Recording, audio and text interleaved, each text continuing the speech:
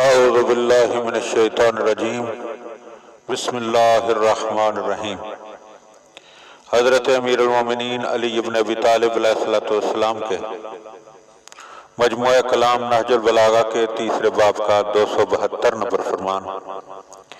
وقال علیہ السلام، آپ علیہ السلام نے ارشاد فرمایا، لو قد استوت قدمایا من هذه المداحض تغیرت اشیاء، کہ اگر میرے قدم ان پھسلنوں کے باوجود جم سکے تو میں بہت ساری تبدیلیاں جو ہیں انہیں رونما کروں گا۔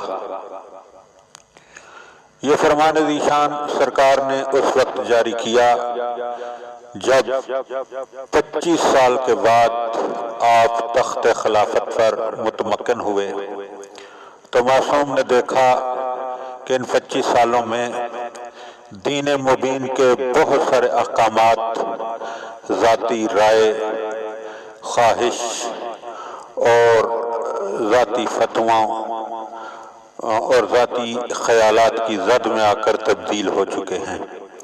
لہذا مولا نے یہ بھی دیکھا کہ لوگوں کے مزاج بھی بالکل بدل چکے ہیں۔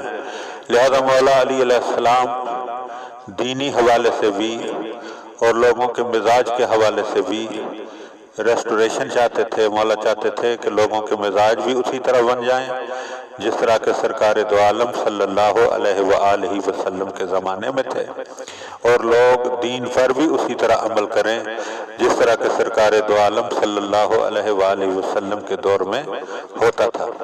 لہذا جب ہم تاریخ کو پڑھتے ہیں تو ہمیں بہت ساری تبدیلیاں اس دور میں نظر آتی ہیں۔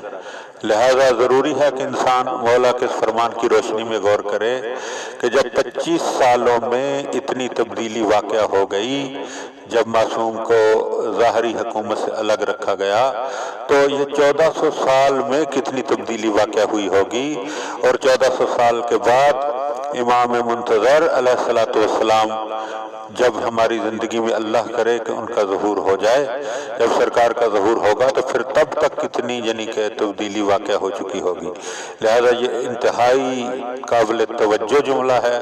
جب پہلے امام جو ہے وہ ریسٹوریشن چاہتے ہیں، لوگوں کو واپس اسی نقطہ نگاہ پر لانا چاہتے ہیں جو سرکار دو عالم کے زمانے میں تھا، تو یقیناً 12ویں امام بھی یہی چاہیں گے کہ نانا کی امت جو ہے وہ اسی نقطہ نگاہ پر آ جائے، اسی راستے پر آ جائے جہاں پر سرکار دو عالم چلانا چاہتے تھے۔ لہذا ضروری ہے کہ انسان ان چیزوں پر توجہ دے اور اپنے آپ کو تعلیمات محمد و آل محمد علیہ السلام سے روشناس کرے اور پھر ان تعلیمات پر عمل بھی کرے۔ دعا ہے کہ خداوند عالم ہمیں ان امور پر غور کرنے، سمجھنے اور پھر عمل کرنے کی توفیق عطا فرمائے۔ اللہم صلی علی محمد و آل محمد و اجل فرج آل محمد۔